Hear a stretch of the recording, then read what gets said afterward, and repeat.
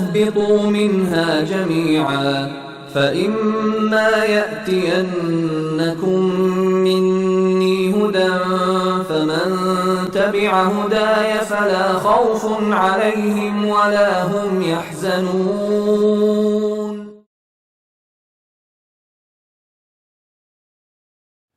ناظرین کرام السلام علیکم. پیش خدمت ہے پروگرام دین کی ضرورت کیوں. ناظرین کرام، جیسا کہ آپ جانتے ہیں کہ ہم اپنی اس سیریز میں مسلسل تنظیم المکاتب کے سیکریٹری عالی جناب مولانا سید صفی حیدر صاحب قبلہ سے لگاتار تنظیم المکاتب کے اسٹوڈیو میں تبادلہ خیال کر رہے ہیں. پچھلے جو ہمارے ایپیسوڈز ہوئے ہیں ان ایپیسوڈز میں ہم نے دین کی ضرورت کیوں اس پر روشنی ڈالی، اور پھر اس کے بعد ہم لوگوں نے یہ کوشش کی کہ دین کو سمجھنے اور سمجھانے کے لیے سب سے پہلے اس کی بیسکس بتائی جائیں، اور وہ بیسکس ہیں اصول دین. اور اصول دین میں ہم کنسپٹ آف کریٹر پر، توحید کے اوپر تبادلہ خیال کر رہے ہیں. پچھلے ایپیسوڈ میں ہماری بات یہاں تک پہنچی تھی کہ وہ لوگ جو خدا کو نہیں مانتے ہیں ان کو کس طرح سے بتایا جائے اور کس طرح سے قائل کیا جائے، کس طرح سے ان کو موٹیویٹ کیا جائے تاکہ وہ اللہ کو ماننے کے بعد اللہ کی دین کو مانے. اور دین ان کو ہر طرح کی برائیوں سے بچاتا ہے اور ان کو اچھائیاں کرنے کی طرف راغب کرتا ہے. اور یقیناً عقل بھی یہ کہتی ہے کہ اگر دنیا کے اندر برائیاں جو پھیلی ہوئی ہیں وہ ختم ہو جائیں تو اچھائیاں ہی اچھائیاں ہوں گی اور ان اچھائیوں سے ہر کسی کو سکون ملے گا. اس پر ہم لگاتار بات کر رہے تھے کہ بھئی دین کی ضرورت کیوں، اور ان لوگوں کو جو لوگ خدا کو نہیں مان رہے تھے ان کو ہم برابر سمجھا رہے تھے. اور آج بھی ہم ان کے لیے یہی پیغام دے رہے ہیں کہ جب آپ کسی بھی چیز کو دیکھ کر اس کے بنانے والے کا یقین رکھتے ہیں تو خود آپ اپنے آپ پر دیکھیے، آپ اپنے جسم پر نگاہ ڈالیے، آپ اپنی آنکھ کے اوپر نگاہ ڈالیے کہ کس طرح سے آپ کی آنکھیں کام کر رہی ہیں. آپ اپنی زبان پر غور و فکر کیجئے کہ کس طرح سے وہ کتنی طاقتوں سے ملنے کے بعد وہ اپنی بات کو دوسروں تک پہنچا رہے ہیں. آپ اپنے کان کے سسٹم کو دیکھیے، سننے کے لیے جو کان بنائے گئے ہیں ان کو پروردگار عالم نے کس طرح سے بنایا ہے.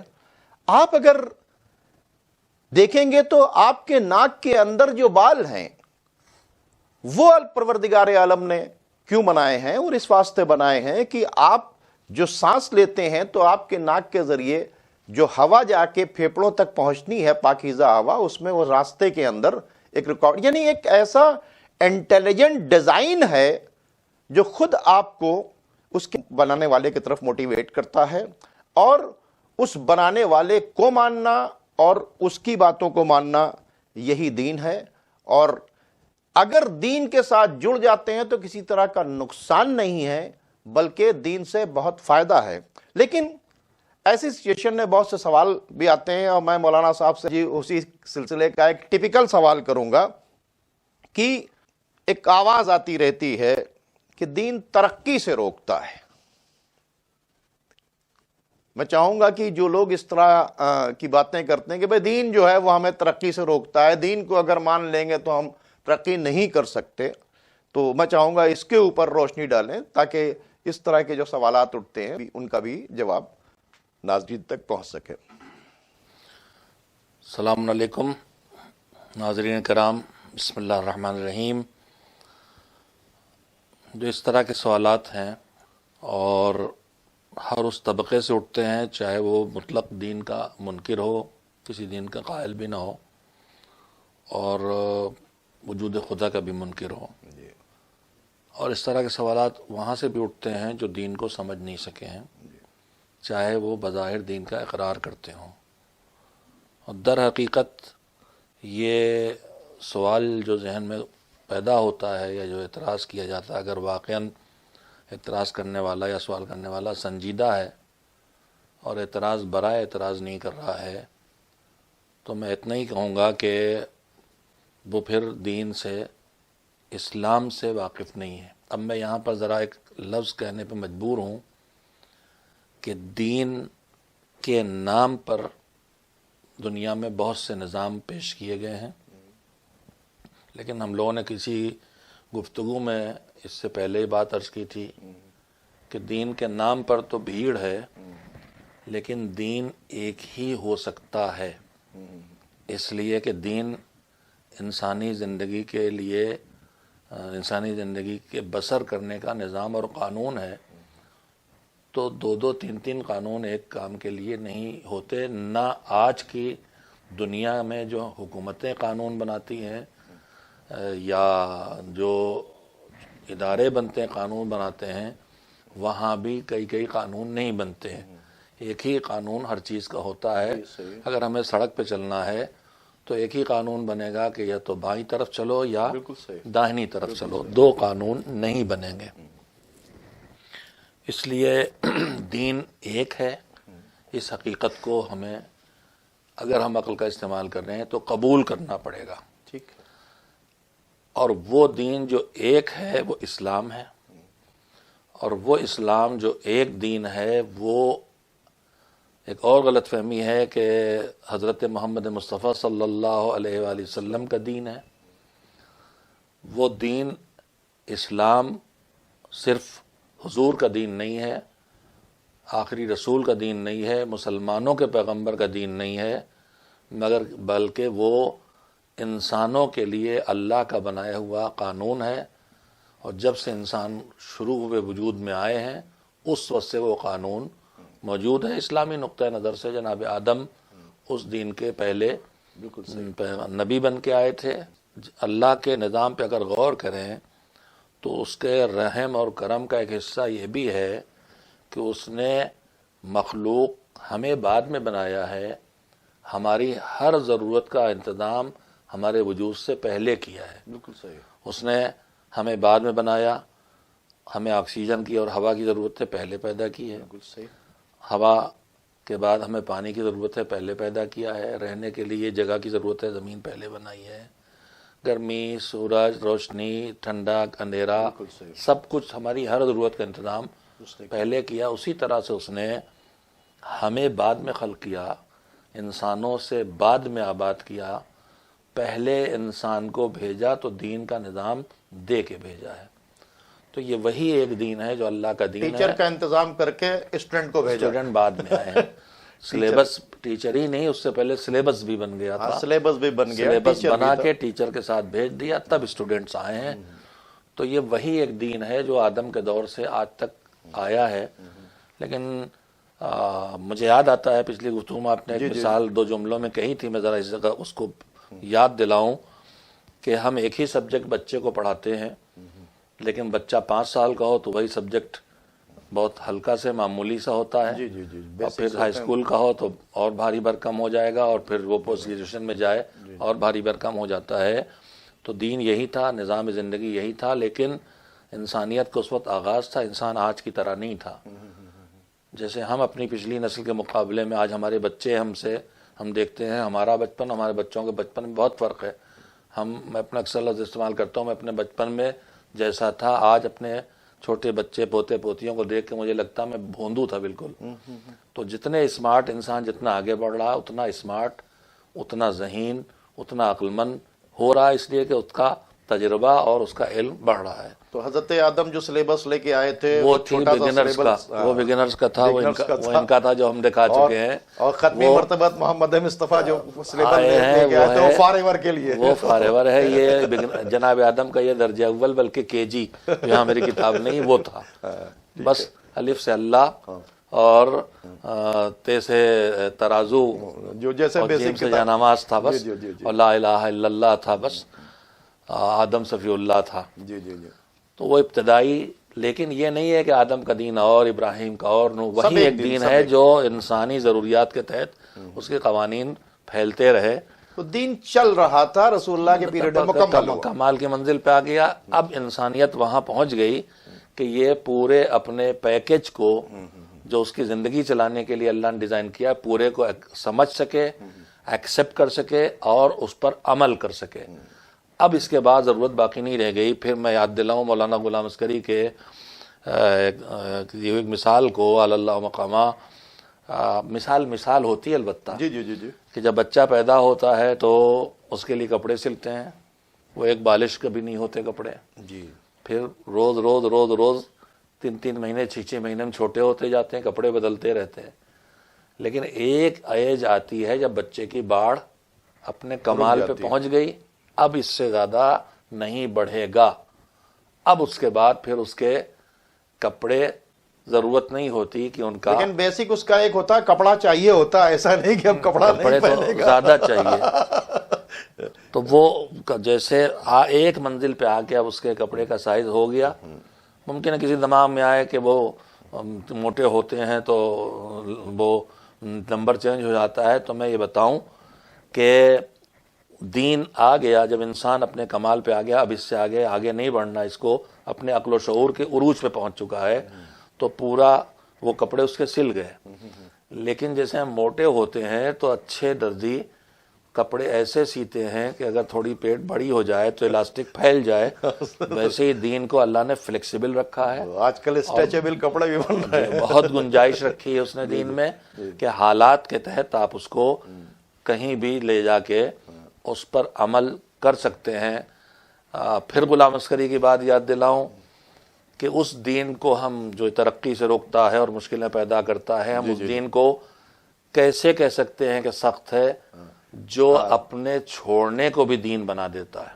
بہت اچھی بات ہے. کیا مطلب؟ جی جی جی، اگر میں روزہ رکھنا مجھ پر واجب ہے، روزہ رکھوں، لیکن میں بیمار ہو گیا، اب دین کہتا ہے روزہ رکھنا نہیں ہے، تو اب یہاں روزہ رکھنا حرام ہو جاتا ہے. بہت اچھی. روزہ نہ رکھنا میری ڈیوٹی بن جاتی ہے، اور یہی روزہ نہ رکھنا میرا دین بن جاتا ہے. بہت اچھی بات. تو جب دین اس حد تک فلیکسیبل ہے کہ اپنے کو چھوڑ دینے کو بھی، یا میری جان کا خطرہ ہے، میرے دین کے مظاہرے میں کچھ حالات ایسے بگڑے ہوئے ہیں کہ میرا دین لوگ سمجھیں تو مذہبی تعصب کی بنیاد پر مار ڈالا جائے گا، اب میں وہاں مصلی بچھا کے نماز نہیں پڑھوں گا. وہاں نماز پڑھوں گا قبول نہیں ہوگی. نماز پڑھنا حرام ہے، وہاں نماز چھوڑنا ہی میرا دین بن جائے گا. تو دین فلیکسیبل ہے. یہ دوسری بات بھی عرض کر لی میں نے. جو اصل بات تھی، جہاں جو سوال تھا کہ دین ترقی سے روکتا ہے، میں عرض کروں گا یہ وہ لوگ ہیں جو دین کو نہیں سمجھیں.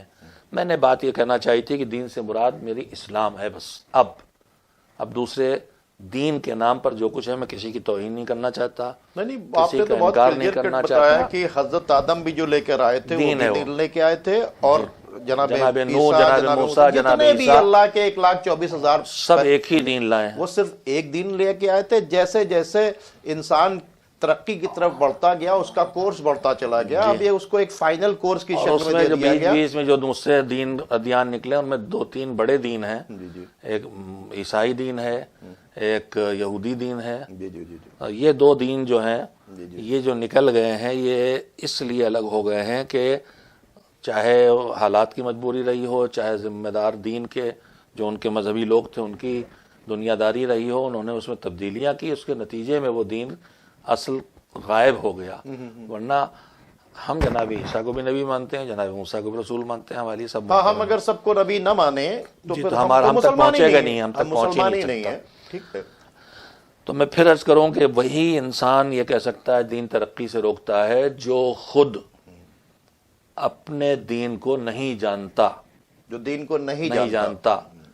خالی آگے بڑھنے کا نام ترقی نہیں ہے، محفوظ رہ کے آگے بڑھنے کا نام ترقی ہے. بہت اچھی بات ہے. دین ترقی سے نہیں روکتا ہے، دین تباہی سے روکتا ہے. بہت اچھی بات چیت ہے. جو باؤنڈیشنز ہیں وہ اس واسطے ہیں، وہ جہاں ہے وہ وہی جگہ ہیں جہاں تباہی آنے والی ہے. ہاں، جیسے نیکڈ وائر سے بھی یہ لائٹ جل سکتی تھی، لیکن اس کے اوپر جو پابندیاں لگائی گئیں، جو ساری چیزیں سلیوز چڑھائی گئیں، اس واسطے کہ تاکہ ہم سیف سائڈ رہے. جی بالکل، دین جو ہے وہ سیف سائڈ رکھتا ہے. بہت اچھی مثال دے دی. مثلا حجاب جی پابندی کہلاتا ہے، اور کہا جاتا ہے حجاب اور پردہ ترقی سے روکے ہے اور مسلمان پچھڑے ہیں، عورتیں پچھڑی ہیں۔ آپ نے بہت اچھی مثال دی ہے کہ یہ نیکڈ وائر پہ آپ نے ربر چڑھایا ہے تاکہ اس کا کرنٹ کسی کی جان نہ لے۔ تو بہت سی جگہوں پر وہ پابندیاں ویسی ہیں جو کسی نہ کسی تباہی سے روکنے والی ہیں، اور اس کی وجہ صرف یہ ہے کہ اس قانون کا بنانے والا وہ ہے جو ہم سے زیادہ جانتا ہے۔ آج تک میں نے کہیں نہیں دیکھا کہ کسی ڈاکٹر نے کوئی پرہیز بتایا ہو اور اس سے کہا جائے کہ آپ ہمیں روک رہے ہیں، آپ ہمیں آگے بڑھنے سے روک رہے ہیں، اس ترقی سے بیمار روک کے رہے لیے ضروری ہے وہ پرہیز، اس لیے اگر وہ کل تک ایتھلیٹس جاتا ہے اور وہ دوڑتے اس کو پرابلم ہو گئی ہے اور وہ ہفتے بھر کے بعد دوڑ میں شامل ہونا ہے اور ڈاکٹر کہتا نہیں آپ اب نہیں دوڑیں گے، فی الحال 1 مہینے آپ لیٹیں گے۔ اب وہ ایتھلیٹ اگر کہے کہ یہ تو مجھے ترقی سے روک رہے ہیں، میں تو جیتنے والا تھا، اپنے ملک کے لیے گولڈ لے کے آنے والا تھا، تو پھر اس کا مطلب یہ ہے کہ وہ سمجھا نہیں ہے اپنے ڈاکٹر کو، اور اس نے پہچانا نہیں اپنے ڈاکٹر کو، یا اس پہ بھروسہ نہیں کرتا ہے، ورنہ سمجھ جاتا ہے کہ مجھے ترقی سے نہیں روک رہے ہیں، یہ ترقی کے لیے مجھے تباہی سے بچا رہے ہیں تاکہ میں ترقی کروں۔ میں آپ کو بتاؤں، ایک شو میں تھا جی تو ایک لڑکی نے آ کے کہا کہ اگر دین ہمیں ترقی سے روکتا ہے، ہم جیسا چاہے کپڑا پہنے، آپ لوگ یہ اس طرح کی بات کیوں کر رہے ہیں؟ تو میں نے پوچھا کہ یہ بتاؤ کہ تم کو میں 2 کروڑ روپیہ دوں یہ ٹرانسپیرنٹ پالیتھین میں، کیا تم اسے لے جاؤ گی اپنے گھر؟ میں دے رہا ہوں تمہیں۔ تو میں نے کہا اگر میں تم کو کوہ نور ہیرا دے دوں تو کیا تم یہ دکھاتی ہوئی لے جاؤ گی؟ جی تو چھپائے اب وہ محفوظ کریں۔ تو میں نے کہا کہ 2 کروڑ روپیہ چھپا کے لے جاؤ گی، جو اگر لٹ جائے تو اس کی ریکوری ہم آرمی لگا کر، پولیس لگا کر یا کمپنسیٹ کر کے دے سکتے ہیں۔ جی یہ تمہارا کوہ نور ہیرا جو ہے اگر یہ چھن جائے گا واپس تو اس کو ہم کسی نہ کسی طریقے سے واپس دلا سکتے ہیں، لیکن اگر عزت چلی جائے گی تو ہم پوری آرمی لگا۔ اب بتاؤ تم، اسلام نے عورت کی جو ویلو ہے وہ بہت رکھا، اس کوہ نور ہیرے سے بہت کہیں زیادہ قیمتی ہے۔ تو دیکھیے اصل میں بات کیا ہے، لاجیکلی مولانا صاحب اگر بات کو سمجھایا جائے، اس کو بتایا جائے کہ اس میں تمہارا خسارہ ہے۔ میں نے وہی عرض کیا کہ دین کو ہم لوگ سمجھے نہیں ہیں، اسی لیے اس طرح کی باتیں تو وہ میسج جانا چاہیے کہ دین ترقی سے نہیں روکتا ہے، ترقی نہ کرنے سے ناراض ہوتا ہے۔ دین ترقی نہ کرنے سے ناراض ہوتا ہے، دین کی جو پابندیاں ہیں وہ آپ کے لیے ہیں، تباہی سے بچانے کے لیے ہیں، ترقی سے روکنے کے لیے نہیں ہے۔ ایک سوال اور آتا ہے اس پہ، چونکہ اس طرح کی باتیں ہوتی ہیں، تو جب خدا کسی کا محتاج نہیں ہے تو یہ جو ہم پر پابندی لگائی جاتی ہے کہ صاحب ہمارا کیا محتاج ہے کہ ہم عبادت کریں؟ ہمارا محتاج ہے کہ ہم پھر وہی کہوں گا جو یہ اعتراض کر رہا ہے وہ دین کو نہیں سمجھا، وہ عبادت کو نہیں سمجھا۔ اس طرح کی باتیں جانی چاہیے۔ جی، مطالبہ عبادت کو نہیں سمجھا۔ مجھے آیت اللہ العظمیٰ آغا خمینی رحمۃ اللہ علیہ صاحب عرفان تھے وہ، اور ترقی سے اگر دین نے روکا ہوتا تو ان کے ملک نے ترقی کیسے کی؟ کیا بات ہے، واہ واہ واہ واہ۔ 40 سال کا اسلامی جمہوری ایران بتا رہا ہے کہ ہم میزائل ٹیکنالوجی تک پہنچ چکے ہیں، اسپیس میں اپنا اگر ترقی سے روکا ہوتا تو یہ جمہوری اسلامی ایران آج کہاں کھڑا ہے، یہ کیسے کھڑا ہوتا؟ نہیں، یہ سب سوال دیکھیں مولانا صاحب اس لیے پیدا ہو رہے ہیں، ناواقف۔ آپ کو یاد ہوگا کہ ایک زمانے میں جب لوگوں نے انگریزی پڑھنا شروع کیا تو کتنا یہ کسی اور نے نہیں، یہ اپنے آپ کو دین کے ماننے والا اس کو روکا، صاحب انگریزی وہ بھی نہیں سمجھے تھے دین کو۔ اور جب چاند کے اوپر جانے کی بات چیت ہوئی تھی تو کیا چاند پہ کوئی جا سکتا ہے؟ تو اس طرح کی باتیں دیکھیے، اب ناسمجھ تو صرف یہی نہیں کہ جو دین کو نہیں مانتے، دین کے سمجھنے والوں کی ناسمجھی زیادہ نقصان۔ اب میں یہ بات کہہ دے رہا ہوں کہ جو ہمارے جیسے سو کال مولوی لوگ تھے، مولانا لوگ، ان میں سب جاہل بھی نہیں تھے، لیکن علم حاصل کرنا اور چیز ہے، فہم الگ چیز ہے۔ بہت اچھی بات ہے۔ علم خالی خزانہ بننا ہے، کمپیوٹر بننا ہے، ٹیپ ریکارڈر بننا ہے، واہ واہ واہ واہ، ٹیپ ریکارڈر بھی ریکارڈ کر لیتا ہے بہت کچھ، الماری بننا ہے لائبریری کی، واہ واہ، کتاب بننا ہے، لیکن انسان کو کتاب نہیں بننا ہے، انسان کو اپنے اندر جذب کرنا ہے دین کا، علم کو، فہم ضروری ہے۔ اور مذہب نے اس کے بعد ایک اور چیز بتائی ہے جو انسان کے لیے ضروری ہے، علم ضروری ہے جسے قرآن مجید کہتا ہے، پھر تعقل ضروری ہے، فہم ضروری ہے، پھر اس کے بعد ایک اور چیز اس سے آگے ہے، بصیرت ضروری ہے۔ بہت اچھی بات جی۔ یعنی صرف سمجھنا کافی نہیں ہے، بلکہ اچھے برے کی تمیز، صحیح اور غلط کی پہچان بھی ضروری ہے۔ جہاں یہ چیزیں نہیں ہیں وہاں واقعاً جو ایسے فیصلے دیکھے، یہ بتائیے قرآن مجید کے 114 سوروں میں کئی سورے ایسے ہیں جو انبیاء کے نام پہ ہیں، اور انبیاء کے پورے بہت بڑے تفصیل سے واقعات بیان کیے گئے ہیں۔ اس میں ایک سورہ یوسف ہے جس میں جناب یوسف کی داستان بہت تفصیل سے بیان کی گئی۔ ہم لوگوں نے شاید کہیں ذکر کیا تھا جناب زلیخا یوسف کے مسئلے میں۔ ہاں، سورہ یوسف کو قرآن مجید احسن القصص کہتا ہے، اس کے واقعہ جناب بہترین واقعہ۔ قرآن جو قصے بیان کر رہا ہے وہ قصے کہانی سنانے کے لیے نہیں، عبرت لینے کے عبرت کے لینے کے لیے۔ تو قرآن کہہ رہا ہے جتنے قصے بیان کی عبرت حاصل کرو تو سورہ یوسف سب سے اچھا ہے، یعنی اس میں سب سے زیادہ سبق چھپے ہیں۔ میرے بچپن میں یہ تھا کہ بیٹیوں کو قرآن کے سارے سورے پڑھاؤ مگر سورہ یوسف نہ پڑھاؤ۔ تو جو دین کی ناسمجھ نسلیں آ گئیں یا افراد آ گئے جو قرآن جس چیز کو سکھانے کے لیے سب سے اچھا ذریعہ بتا رہا ہے اسی کہہ رہے ہیں اس کو نہ پڑھاؤ۔ یہ میرے بچپن میں بہت محتاط گھرانوں میں ہمارے احتیاط بھی بڑی بلا بن گئی، اور مذہب کی زبان میں یہ ہے کہ اکثر احتیاط خلاف احتیاط ہوتی ہے، بہت سی جگہ احتیاط ہی خلاف احتیاط ہوتی ہے۔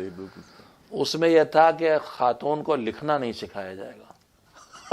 یہ بھی لوگ کہتے ہیں۔ اب آپ بتائیے جس دین کے آغاز میں اقرا سے بات شروع ہوئی ہو، جس دین کے پیغام کو لانے والا آخری نبی، اس کے فرائض میں ہو پڑھانا، علم حاصل کرنے کے لیے چین تک جو جانے کی کہے بات کہ ہے، جاؤ، جہاں صاف کہے کہ طلب العلم فریضۃ علی کل مسلم و مسلمہ، صرف جو ہے مردوں پر مردوں پہ نہیں عورتوں پر، وہ مذہب اگر اس طرح پیش کیا جائے کہ عورتوں کو لکھنے مت دو، عورتوں کو سورہ، تو بہت سی جگہوں پہ اعتراض کرنے والوں غلط فہمی جو پیدا ہوئی وہ ہماری ناسمجھی سے پیدا ہوئی ہے، اور دین کا صحیح مفہوم نہ پہنچنے سے لوگ بے دین بھی ہوئے ہیں اور ملحد بھی ہوئے ہیں۔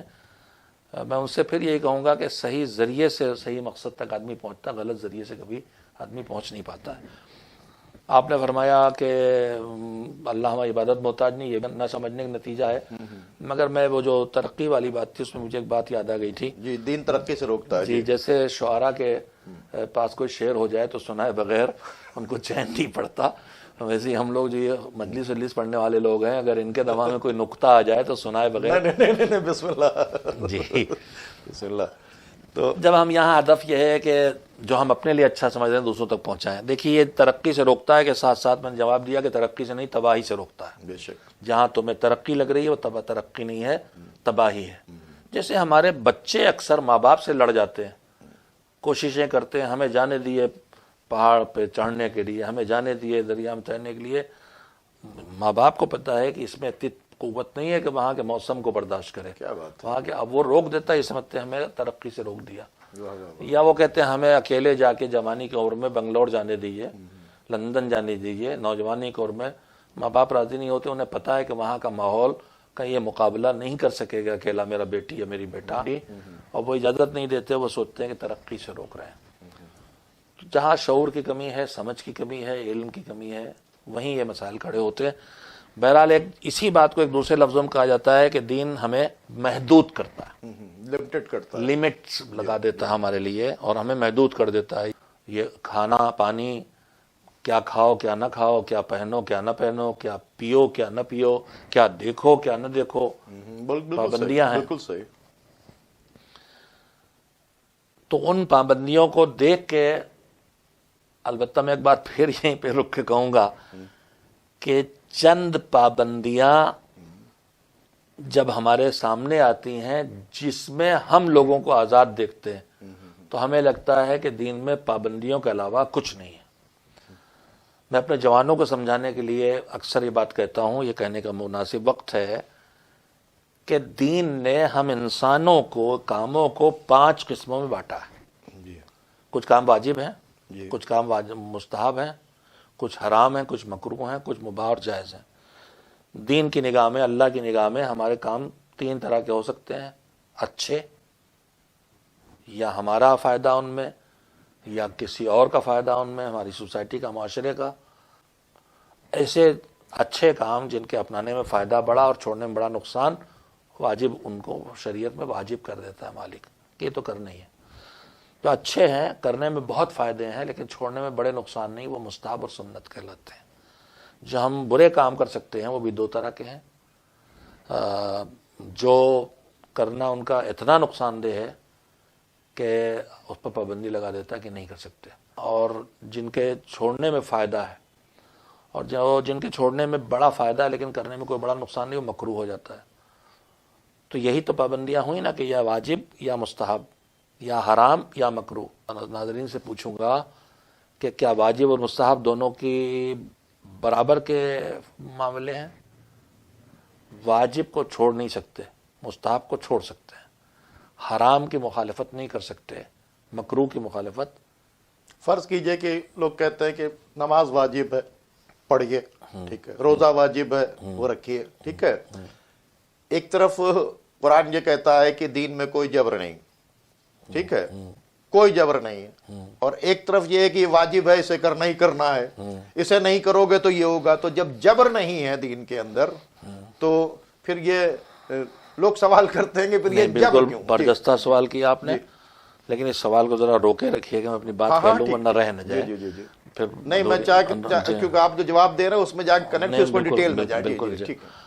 تو اب مسئلہ یہ ہے کہ جو میرے اوپر کرو اور نہ کرو کی دو قسمیں ہو گئیں، ایک کرو وہ ہے جس میں نہ کرو کی چھوٹ ہے، اور ایک کرو وہ ہے جس میں نہ کرو کی چھوٹ نہیں ہے۔ کرو کے ساتھ نہ کرو کی چھوٹ نہیں تو واجب، اور کرو کے ساتھ نہ کرو کی چھوٹ ہے تو مستحب۔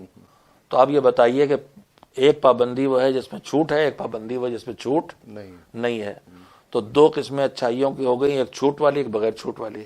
ایک پابندی ہوتے ہوئے بھی آزادی کے ساتھ، نماز پڑھنے، مثال دے رہا ہوں سامنے کی، بالکل نماز پڑھنے کھڑے ہوئے واجب نماز، اقامت کہنا، اذان کہنا مستحب ہے، چاہے کہو چاہے نہ کہو، کہو گے فائدے میں رہو گے، نہیں کہو گے نہیں، نقصان نہیں رہو کوئی بڑا تمہارا۔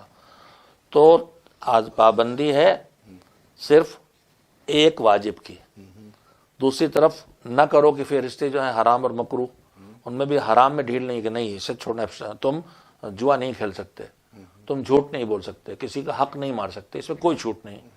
لیکن مکروہ میں چھوٹ ہے کہ بھائی ٹھیک گرم گرم کھانا جو ہے وہ مالک بنانے والا جانتا کہ بہت تیز گرم کھانا نقصان دہ، اس کے لیے کہتا مکروہ ہے، لیکن نہیں کہ بچے تو اتنا بڑا نقصان بھی نہیں کہ حرام کر دے۔ بہت سی چیزیں نقصان دہ لیکن تھوڑا نقصان ہے تو حرام نہیں کرتا، مکروہ کر دیتا ہے۔ تو ادھر بھی پابندی لمٹ ڈھیل والی ہو گئی۔ تو چار پابندیاں ہوئیں، ان میں دو ڈھیل والی ہو گئی، بچی دو پابندیاں، چار میں دو ہی پابندیاں رہ گئی ٹائٹ۔ مگر میرے چار قسم کے کام جو ہیں جن میں پابندی چاہے ڈھیل والی ہو چاہے بغیر ڈھیل، ان سے باہر نکل کے وہ کام بھی ہیں جو نہ واجب ہیں، نہ مستحب ہیں، نہ حرام، نہ مکروہ، اس کو کہتے ہیں مباح۔ میں آپ کرسی پہ بیٹھوں کہ اسٹول پہ بیٹھوں کہ فرش پہ بیٹھوں، مجھے اختیار ہے، نہ واجب ہے ان میں کچھ، نہ حرام ہے، نہ مستحب ہے، نہ مکروہ ہے، آپ آزاد ہیں، میں آزاد ہوں۔ میں آپ سے پوچھنا چاہتا ہوں کہ شریعت کی کتابیں پڑھ ڈالیے، واجبات لکھے مل جائیں گے، ان کو گن بھی سکتے ہیں اور لوگوں نے گن بھی دیے ہیں۔ مستحب کام لکھے مل جائیں، ان کی گنتی ہو سکتی ہے، حرام مکروہ کی گنتی ہو سکتی ہے، لکھے۔ آج تک کوئی پیدا ہوا ہے جو جائز اور مباح کاموں کی فہرست بنا سکے؟ تو پھر پابندی زیادہ ہے کہ آزادی زیادہ ہے؟ واہ واہ واہ واہ واہ واہ واہ، جہاں مجھے آزاد چھوڑ دیا گیا ہے تم جو چاہو کرو، اس کی کوئی لمٹ نہیں ہے۔ لمٹ وہاں ہے جہاں واجب یا حرام کا معاملہ، اس میں مستحب اور مکروہ کا معاملہ نہیں ہے۔ تو مذہب میں پابندیاں زیادہ نہیں ہیں، آزادی کی لمٹ نہیں ہے۔ پابندیوں کی دو قسمیں، ڈھیل والی، بغیر ڈھیل والی۔ ناظرین کرام، بہت اچھے موڑ پر ہماری بات آ گئی، لیکن ہماری مجبوری ہے کہ اپنے پروگرام کو ہم وقت کے اندر ہی ختم کرتے ہیں، کیونکہ اب ہمارا وقت ختم ہو رہا ہے۔ اس لیے ہم آپ سے اجازت چاہتے ہیں، کیونکہ ابھی تشنگی رہ گئی ہے ہمیں کہ دین میں جبر نہیں ہے، تو پھر اور اللہ عبادت کا محتاج نہیں ہے تو ہم کیوں کریں عبادت؟ تو اس کو ہم انشاءاللہ اپنے اگلے ایپیسوڈ میں اس پر روشنی ڈالیں گے۔ اب آپ ہمیں اور ہمارے مہمان حجت الاسلام والمسلمین عالی جناب سید صفی حیدر صاحب قبلہ کو اجازت دیجیے۔ خدا حافظ۔ اے بانی تنظیم